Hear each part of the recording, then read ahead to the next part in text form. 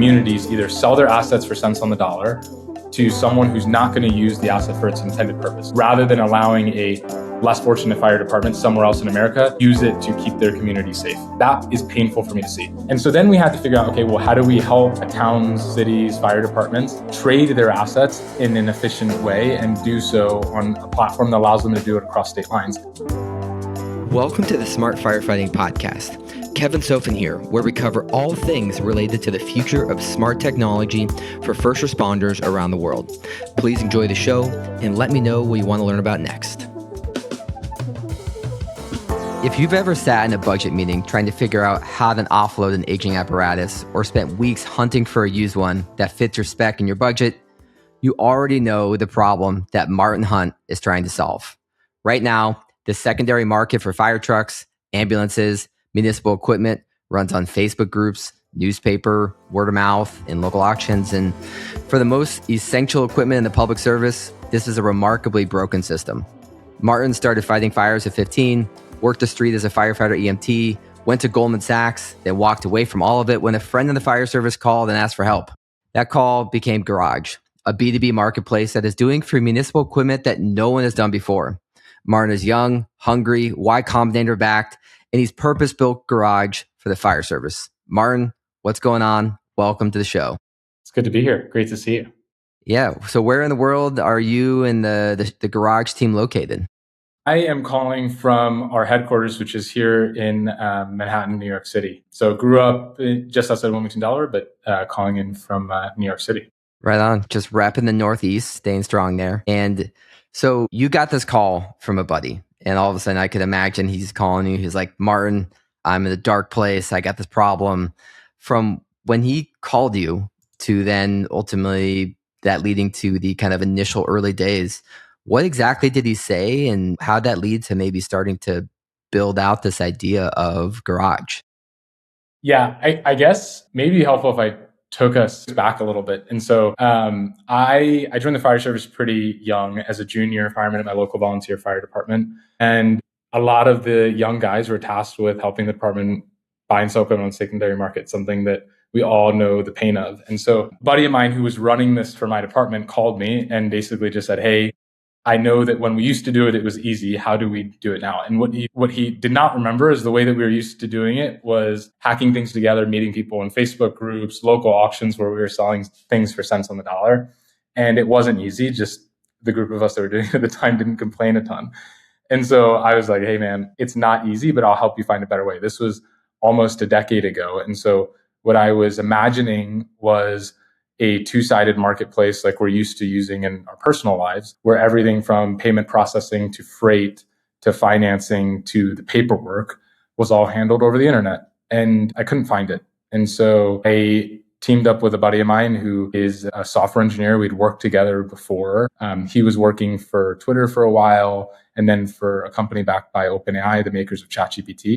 And we quit and started the company. Then fast forward to today, a lot has changed and we can get into that, but we now serve towns and cities in all 50 states, Alaska and Hawaii included. There's millions of pounds of equipment that is transacted over the marketplace in any given month. And we are pushing our mission forward, which is helping America's towns save time and money. You mentioned the word marketplace and a platform. And I think that's when a lot of times when people think this platform economy, I think Uber in a lot of ways was one of the first ones that people thought like, okay, here's this app. There are drivers and there are riders, but still there is this challenge where the drivers don't really have a place and they don't really have any sort of value in being there unless there's riders, and the riders can't really use the app unless there's drivers. And so there's this two-sided marketplace that it's very difficult to get it going. How did you solve this chicken and the egg problem of getting enough fire departments to list their equipment while also attracting the other fire departments to buy and use this as a marketplace? So one of the things that I think was really motivating to us in the early days is there was something that was going on that didn't make sense to me. And that was that in any one department, so you would go to my hometown fire department, we'd be looking to buy something on the secondary market that we couldn't afford new, and we would have a hard time finding it. And then at the same time, we were looking to sell something that was used. Maybe we bought a new engine and it was replacing an engine in our fleet. And it was really painful to sell it. And I knew that those two things could not be true at the same time. Like sometimes you're like, okay, it's really hard to do one thing, but it's because there's no demand on the other side of the market. Turns out it was like both sides. And so then we had to figure out, okay, well, how do we bring these sides together? How do we help towns, cities, fire departments trade their assets in an efficient way and do so on a platform that allows them to do it across state lines? And so in the very early days of the business, it was going around and manually aggregating a lot of these things and also building the infrastructure to make it easy. You look at today, the average piece of fire apparatus on the platform travels 1,400 miles to its next home.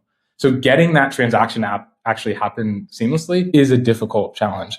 And so one of the things that we built was instant freight quotes. So you go and you find a ladder truck that you want that weighs 80,000 pounds. We will give you an instant freight quote to get that delivered anywhere in the lower 48. And that was part of the software that we had to build out. And the net effect is at a certain point, we know how tight-knit the fire service is. When someone is having success, they go and tell everyone else around them, and that ends up having a snowball effect. So a great example of this is there was a small town in Texas that had never sold a single truck for more than $30,000 before. They had in their budget for last year selling a few assets for $100,000. So the surplus asset recovery as a line item in their budget was $100,000 of surplus asset recovery. In 2025, they onboarded and sold their first piece of equipment in May of 2025. By December of 2025, they sold 1.3 million on the marketplace. And so imagine you're the fire chief that gets to go to your town and say, hey, I just found an extra $1 million+ in our budget that we can now reinvest in to do more activities in the fire department to help the city more broadly. And then the word of that spreads pretty quickly because you end up telling the fire chief who you run mutual aid with in the neighboring department, hey, I just found an extra $1 million. I use this thing called Garage. You should look into it too. I know one of the challenges within the fire service and really anything public safety is some of this idea of navigating bureaucracy. And there's kind of this notion of, hey, this is the way we've always done stuff. But it seems like the way that this was done before, from kind of word of mouth and Facebook marketplace groups and just kind of like selling for pennies on the dollars, maybe it was it not maybe as hard as what kind of obstacles did you encounter with getting people to like say, hey, you know what, maybe I would sell it on here as opposed to what we're normally doing? It does seem like the idea of making more money and knowing your truck is going to the right place is a easy sell. But what kind of obstacles did you face, and how did you ultimately navigate any sort of bureaucracy that did or did not come up? Yeah. One of the things that we had to do was just de-risk it for our customers. And so one of the ways that we do that is we still don't charge anything for people to get set up. There's no platform fee. There's no upfront cost, meaning that I guess to give you some context, the way that the business model is it's a percentage success fee on the purchase. And so if you sell something for $100, $90 ends up directly in your bank account, meaning that no customer ever has a moment when they're working with us where there is less money in their pocket than the day before they were working with us. And so when you de-risk that for the departments that work with us, and you make it so that you don't have to pay anything up front, and the only time that Garage as a business makes money is when your fire department ends up with more money in your pocket than you would have otherwise had, that is really empowering. And it means that you can try it at really no risk. And I want to go back to the shipping part. I mean, we kind of went over that a little bit quickly, but I know just in general, working in public safety or just anything in the professional world, you can do everything right, and then shipping can kind of ruin your day, ruin your life for a little bit.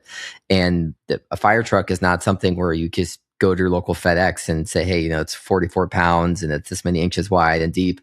I mean, these are large vehicles that need insurance. And granted, you're talking, if you're going from California to Maine, I mean, this is like long distances. And I know there's always a challenge of certain areas are less underserved, so that the rate is more expensive.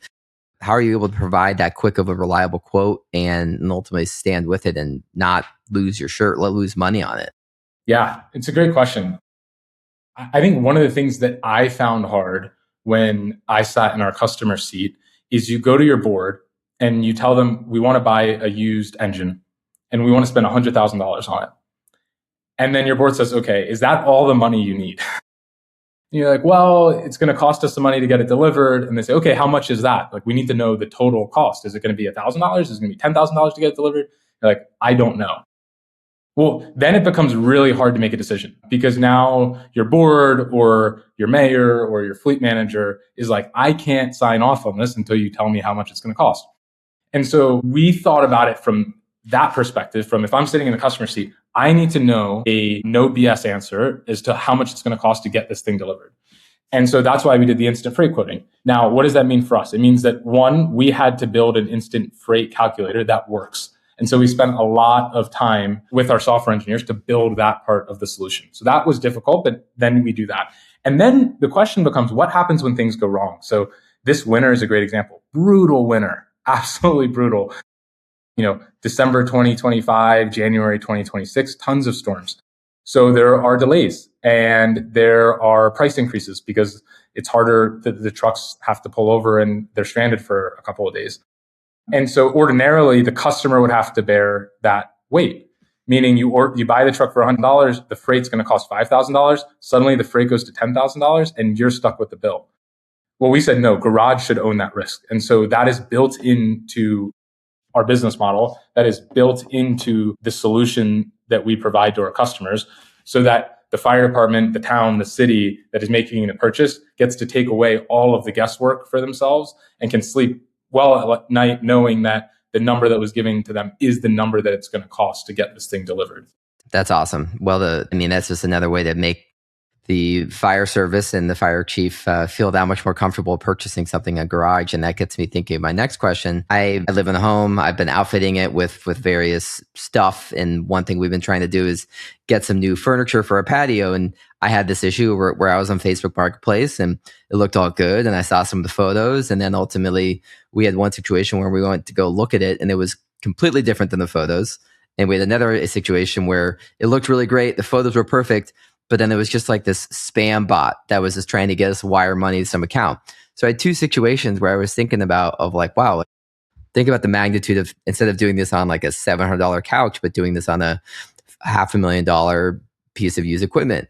And so how that kind of, because this is such a big purchase, even if 100,000 for something used, how do you kind of create that two-way stream of, this is exactly what you're getting. This is the exact status is in. There's no boogeyman. There's no kind of bots in here that are kind of trying to sell something that it's selling something that actually isn't. Yeah, talk me through how you approach that and have built that out. Yeah, I think that is one of the areas that marketplaces can really be valuable. And when I say marketplaces, I mean things like eBay, Airbnb, Instacart. It's the middle layer in between that creates that trust. There's a few things that we do to then actually create the environment for trust for our customers. One is that the payments flow through the platform. And so we actually have control in terms of saying, okay, let's make sure that all of the obligations are fulfilled before the seller is paid out. The other thing is that we verify every organization that gets onboarded, meaning that we can more seamlessly create a department to department transaction and allow for those departments to build a relationship. One of the ways in which that happens is we have a book virtual inspection button. And so it's very costly to fly people out to go look at a truck, as an example, especially as we talked about before, the average distance traveled being 1,400 miles. That means it's either a really long drive or a flight. Flight, hotel, it's a big ordeal. Flight, hotels, yeah, exactly. It's a big deal and it costs a lot of money. And so before you commit to that, we have the book virtual inspection button that allows you to book a high definition video call and speak directly to the other chief. So now you're creating a relationship between two fire departments that are oftentimes thousands of miles away from each other that would not otherwise have a relationship. And there's an added layer of trust there that really helps get things moving and allows fire chiefs or members of a department to have a conversation about the unit that they're buying or selling. As an additional extension to that, one of the things that we did now a couple of years ago is we built out a program with an insurance company to offer warranties. And so now if you're buying I'm using a $100,000 number, it doesn't matter. It could be $30,000, it could be $300,000, but you're buying a used engine for $100,000. Now you can buy an aftermarket warranty to make sure that the critical components are covered and that you can make sure that when that truck hits your doorstep, it is ready to go and serve its purpose for your community. Sorry, click into that more. You actually are providing an extended warranty on used equipment that's being purchased? Yeah, that's right. And so that's one of the things that really provides a lot of value to our customers, is that there are insurance products that will own this risk for you, so that you as a fire department, a town, a city, don't have to own this risk. And we make it as easy as a click of a button. And so you can run an instant calculator on any listing. So if you see a listing for X number of dollars, you can know that it's going to cost you, I'm going to make up a number, $3,000 to add a warranty policy onto that. And you can then take that into consideration when you're deciding if that is the right purchase for. And then what about truly knowing the status of the equipment? Granted, if I imagine, I think about some of these companies in other industries, whether it's like notoriously the whole scandal of the water bottle industry, it's all like self-regulated, and it's like, oh yeah, the water quality is good and the bottling's good, and there's a lot of these other nuances. When anything is self-regulated, it's of course you want it to make it sound good. It's not that you don't want to point out any flaws. When you're evaluating the status of the engine and the pump and the ladder and all this stuff, how are you finding and getting and providing a third-party verified status of this is exactly the status of this engine? And again, knowing it's not new, but it's used, it's in good condition, and maybe it's good. It's probably got another 10 years of life. Or how are you doing that to ensure that it's a third-party, valid, fair opinion? Yeah, great question. There's kind of two layers to this. The first is the self-reported layer, meaning we have a messaging platform that's built into the product, meaning buyers and sellers send each other's messages directly on the platform. Part of what that looks like is most departments get their regular pump testing, ladder testing, DOT inspections. They can send the PDF versions of those inspection reports directly to an interested buyer. And so that's one third-party element, which is that you're taking, I'll pick a brand, you have your Pierce engine, you take the engine to your local Pierce dealer for regular maintenance, and then you get that maintenance report, and you can actually send the PDF of that or a scan of that to the department that's interested in buying. That's layer number one. Layer number two is we offer an optional third-party inspection that can be ordered by buyers. So when you're in the last stage of making your purchase decision, you can actually pay for someone to go out and do that third-party inspection so that you have a good idea of what you're potentially purchasing. All of this is just adding in layers of protection so that people can choose their own adventure, so to speak. Fire departments buying and selling used apparatus to each other is not a new thing. This has been happening for decades. What is different here is the efficiency at which it's done and the length at which people are able to travel, so that when someone is selling a fire truck to someone that is 1,400 miles away, it feels as easy as buying a toy one on Amazon rather than haggling with someone on Craigslist or Facebook Marketplace. And one of the challenges, but I guess also opportunities with the marketplace, is that there is a value to something, and there's a value that someone else is willing to pay. But it's always the challenge of whoever's trying to sell it's trying to sell for the most amount. Whoever's buying it wants to buy it for the least amount. And in general, you could kind of think about, you're like, doing a little wind test. You're like, yeah, I don't know. I think it's 500 grand or 200 grand. Like, I don't know. I'm just kind of shooting in the wind. And I've seen on the platform this idea of this AI powered appraisals and just appraising of how to truly know what it's worth. And I imagine you have to have the photos and do the inspections, and these all kind of go into it. But because, again, there's so many customized nuances within the American fire apparatus market with these different chassis and pump capacities, it's very multifactorial. But how do you get in? And I also think of like Zillow, and I look at Zillow and I'm like, how does Zillow be able to know how much these houses cost? And I know there's got to be some model there, but yeah, dive into the appraisal process. How's it work? And yeah, break it down. So think about some other areas of our life where we are buying very expensive things. So you mentioned a couple of examples. Zillow is one. You're buying a home. They have this estimate feature that tells you how much your home is worth. Each home is unique. Each home is at a very specific address with a very specific build, right? Same thing with cars. You have a Kelley Blue Book value for your car.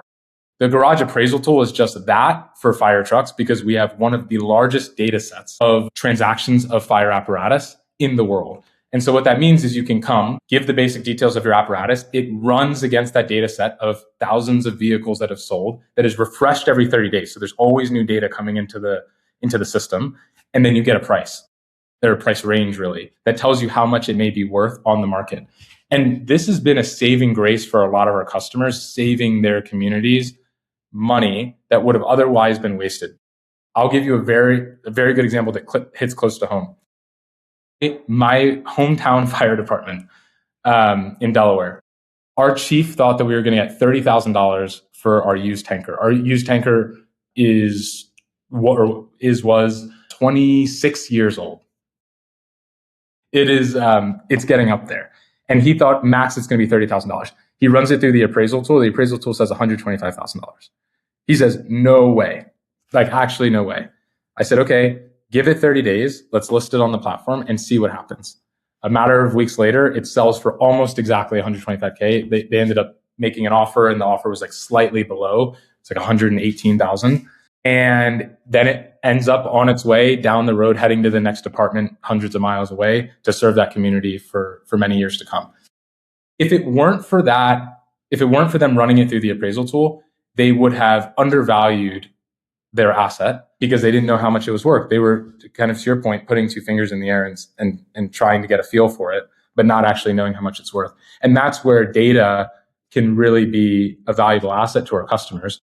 And if you're trying to sift through that data manually by yourself, that's really hard. And no one has time for that. And so instead, we invested a lot of time and resources into building a tool that can then serve our customers and use data to allow our customers to make data-backed decisions.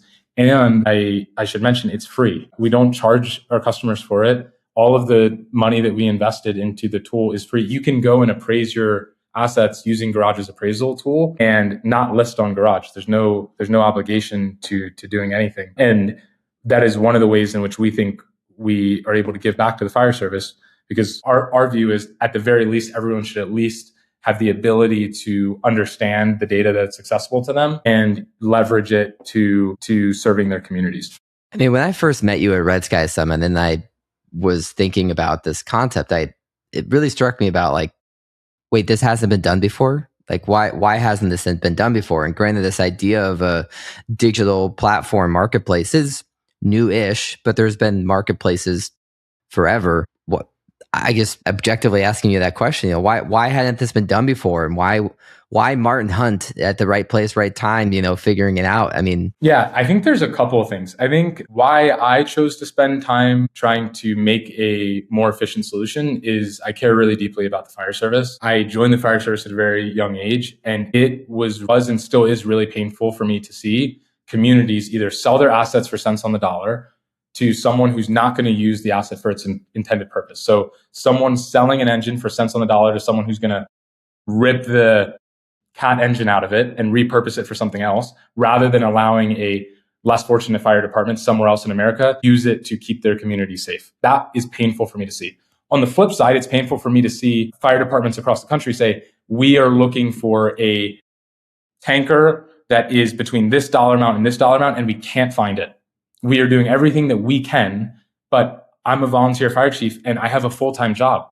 And it's already hard enough running the department, let alone spending dozens of hours cold calling other fire chiefs or scouring the internet in random, Facebook Marketplace, Craigslist, et cetera, dealing with a sketchy broker. That was painful for me to see. And so that's part of the motivation.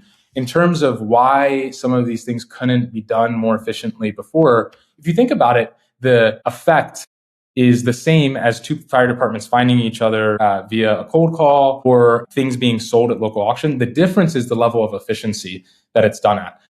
Getting a process that would take months before and boiling it down into a matter of days, getting what would be dozens of hours of manual paperwork and making it all electronic so that there's a central place where all the records are stored and people can do this on their computers or their mobile phones. And some of the pieces of this were not possible before. I think a great example is our instant freight quoting tool. We use a lot of technology that goes in and backs that. I don't think that would have been possible even 5 years ago. And so part of it is like a point in time of the solution was not possible to create before. And then why we chose to focus on the problem is because we feel particularly passionate about the community of customers that we serve and the fact that we are in a position where we can do something about it. Where, when I quit my job to go all in on building Garage, we had no funding. The product wasn't built yet. I was living off of my savings. I just moved in with my girlfriend. I felt so passionately about solving the problem that I said, I'm going to go all in, because I think that the country deserves a better solution. And I think that communities across America deserve better. And the same mission that we started the company with, saving America's towns and cities time and money, is the same mission that is pushing the company forward today, and where we all spend our time focusing on.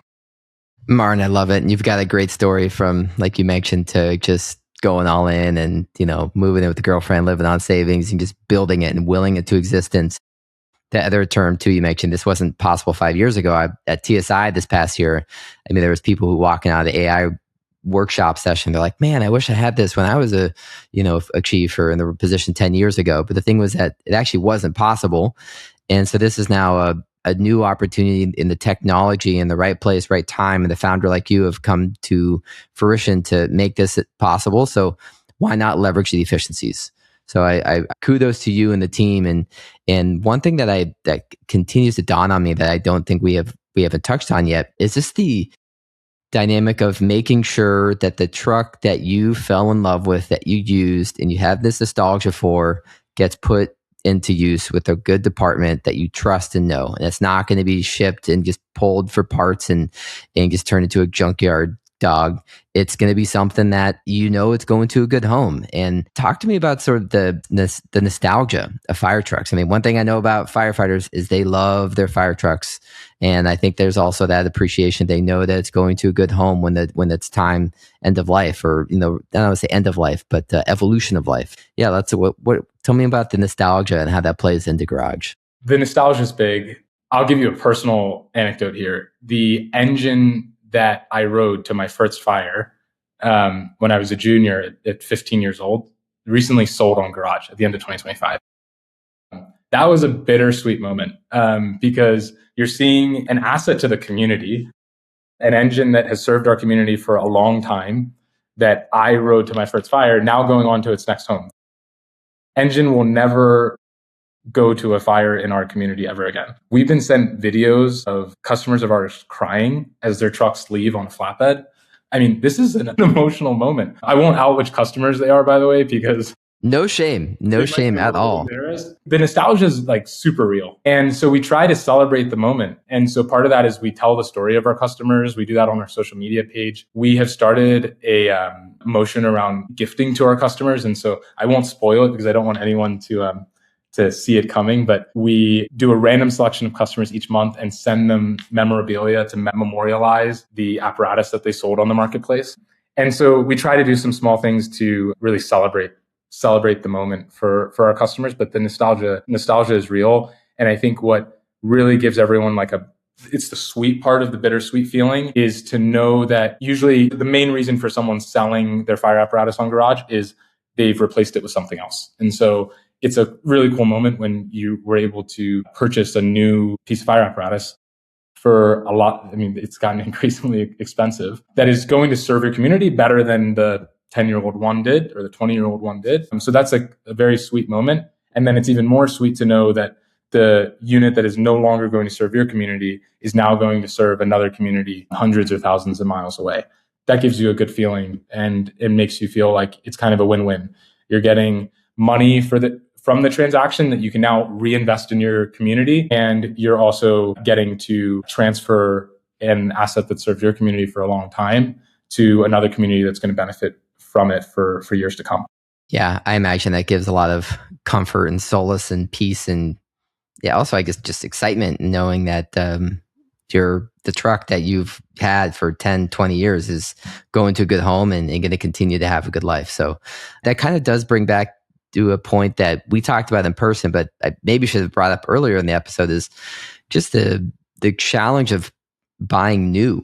You see it just in the car markets, and I have friends I have a friend that works at True Car, and I talked to him about the used car market, and the used car market is same but different. But obviously with the new apparatus market, it's just the prices are crazy. You look at the average price of dump trucks and trash trucks and all these other things where they've gone up, but not at the rate that fire trucks have gone up. And not to get political, I don't want to put you on the hot seat or anything, but what is the challenge with the new apparatus, and why is buying used something that people should consider from a cost perspective, a speed to acquire perspective, and just all those. So what's the Martin hot take on that? Yeah, it's a really, really good question with a lot of nuance in it. I think there's kind of like two sets of buyers. You have people who have always bought exclusively used because they just have never been able to afford the new. And then you have people who've done a little bit of both, and then people who are doing it for the first time. For the people who are doing it for the first time, or the people who do a little bit of both, it's a matter of almost every fire department in the country is running on a tight budget. Maybe the most fortunate fire departments are not, but everyone's running on a tight budget. And so deciding where you invest your budget is a really important decision. And so figuring out where buying a used piece of apparatus as a reserve unit or buying it as a frontline unit is a strategic decision, especially when you look at the cost of a new engine being as high as it is now, oftentimes 7 figures. Then there's the availability component. God forbid you have a unit go down and it's totaled. Now you have to figure out how you're going to replace that to serve the community. You want to go to pick your manufacturer and order a new one. That can take years. We just had a customer tell us they were quoted 1,500 days for the delivery of their new engines. They're ordering identical twin engines, 1,500 days for the two to get delivered. There might be a new fire chief by then. And so finding a way to meet the needs of the community today is challenging. And the used market can help with that. You also have a situation of population growth. We have a lot of customers whose communities are changing rapidly. And by the time that 1,500 days has passed and their new engines have come, the population of their town may have increased by 50% or doubled. And so then what? You need something today as a stopgap. And so then that's another part of the equation. And so everyone has their own unique circumstances for why they are purchasing a piece of apparatus, both new and used. And we are there to be supportive throughout the process. And in almost every case, there is a way that we can help, whether that's just the appraisal tool or whether that's actually helping with the transaction, either by helping them sell surplus apparatus that they don't need anymore, or buy used to complement or expand their fleet. We can be a helping hand in all of those processes in parallel or together. And we've talked a lot about fire trucks, and just you gave the nuances of the new market and the advantages of considering used and all the wonderful features that make garage what it is. But what about, I mean, speaking of public safety, there's a lot of expensive equipment, and there's other equipment besides fire trucks, from ambulances and also in the law enforcement from just police cars, and also thinking of this expensive equipment, like whether it's rescue equipment or stuff like that. Are you dabbling into other stuff besides fire trucks? Where are you at with that? Yeah, we haven't talked about EMS that much, but it is important to talk about. Ambulances are one of our largest, most popular categories. We have a ton of ambulances that sell on the platform, both fire department owned, private EMS agency owned, hospital system owned, private dealer owned, kind of across the board. Our mission is to help America's cities save time and money. And so there are many categories that we support, but fire is our largest category. And every product that we launch, from the appraisal tool to the instant freight quoting tool to all the categories that we have launched, including fire apparatus, ambulances, stretchers. We have a lot of used and refurbished stretchers being bought and sold on the platform. All of those categories and products have been launched with our mission in mind, which is if there is something that we can do to leverage our platform to help America's cities and towns save time and money, we will do it. And so those are just a few ways in which we do it today. And I'm sure over time we will continue to add on products and categories to serve the towns and cities that we serve today in a deeper capacity. Love it, Martin. And just to kind of wrap up here too, I'm curious, as you've built Garage from literally nothing to now, how many employees, and what are some high level metrics you got for Garage of employees and vehicles moved? A few things I would share. Just in the fire category alone, we have a team of over 20 people that are dedicated to the success of the fire category. Wow. These are full-time employees, not contractors. These are people who spend all day thinking about how we can serve the fire service more intentionally. That is across all 50 states. So we have customers in all 50 states, Alaska and Hawaii included. And there is not a municipality in the country that we cannot serve. And so we make sure that we have a dedicated account manager for all of those people too. So if you want to talk to a real person, you can. We think that human connection element is lost in a lot of business today. We want to maintain that human connection element. So that's a huge part of the culture behind the business that I think that is missed a lot. And I think in the fire category in particular, something to call out is we have several pieces of fire apparatus bought and sold on the platform every day, 365 days a year. That's amazing. That's which is incredible. really cool to see. I mean, literally, as we sleep, our apparatus is moved across the country every day. And we work with municipalities, small and large. We work with some of the largest cities in a given state, and we also work with the smallest city. All of our conference rooms are named after customers of ours. So like the conference room I'm sitting in right now is a small town of 800 people in Illinois, Elba Salem, which is in Yates City, Illinois. Then the conference room next to me is a large city, one of the larger cities in West Virginia. So I think that's something that's really important to understand is who Garage serves. We serve towns and cities, both small and large. And because of the nationwide aspect of the marketplace, there isn't a corner of the country that we can't help service. Kudos to you, man, and the continued business that you're bringing to life, and you got this force of good behind it, and love the human element. As much as I do love AI tools, you can't AI your way out of everything, and it's really good to have humans in the loop, particularly from a customer service, account management perspective. And as you've pulled this rabbit out of a hat and built this marketplace platform and done such a great job as an entrepreneur, are there any quotes or kind of words of wisdom that you live by as far as things that maybe at times when you were maybe doubting yourself, or times when you were kind of hitting the brick wall, or even kind of just any mottos that you live by, or that you have your team kind of follow in any capacity?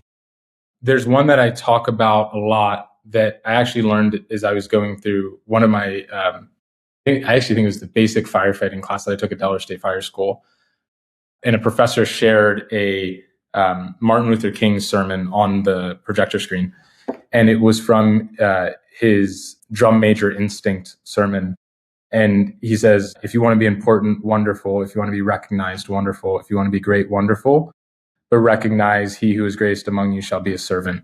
That's the new definition of greatness. And so when we talk about what that means for our team, it's that we are a servant for our customers. We are a servant for those, for our customers, which are largely fire departments, fire chiefs, lieutenants, rank and file firefighters across the country who have a very hard job to do. And our job is to serve them, to make the unsexy part of the job, which is one of the things, is like dealing with surplus apparatus, or finding and buying used apparatus to serve your community, to make that process as easy as possible. And so that, if you pulled a random member of the Garage team, I hope that they would recite back to you the drum major instinct. And it's something that servant leadership is something that we spend a lot of time thinking about and preaching in the company. Dude, mic drop there. Well said. You gave me chills a little bit as you were talking through that. So I appreciate that servant leadership mindset. And as I think about Garage as a whole, I mean, there's so many software companies and big tech companies you see in fire service recently that are getting a lot of spotlight. And I think a lot of it is within the pre-incident command and incident command and post-incident analysis. There's a lot of great companies there. But you've kind of carved this niche that I hadn't seen anyone else do. And I think Shop Garage, with providing a real solution to a real pain point that a lot of first responders around the country feel, Garage is a great option to consider. Yeah, next time, and maybe want to do a quick little demo, just kind of see what it looks like. I mean, any chance you could do a quick little demo right now, or like a quick 2-minute thing? Yeah, happy to. So this is the homepage. I think the biggest thing one way that you can think about Garage is it's like an eBay for the fire service. And so I have had multiple customers tell me that they spend endless hours browsing. So if you go here as an example and you go to like fire apparatus, you can just browse all of the fire apparatus that are available on Garage. And there's like practically an endless list. You can also look at specific categories that you want. So let's say you're looking for an engine. You can go here and find an engine that meets your department's needs. Let's click on this one as an example. Something that I think is really important to understand are these like call to action buttons here. And so this engine is a 2007 Pierce Kenworth pumper, 1,000 gallon tank, 1250 pump. You can calculate a freight quote. So actually, I don't know if I'm logged in, but we'll try. So this is located in Iowa. And so I'm going to put in my parents' zip code in Delaware, click calculate freight, and you get an instant freight quote. And then this freight quote is good for a month. And then you get an instant freight quote on it delivered. So this will go from Iowa to Delaware, which is like most of the way across the country for $3,600. And you know that that quote is going to be good.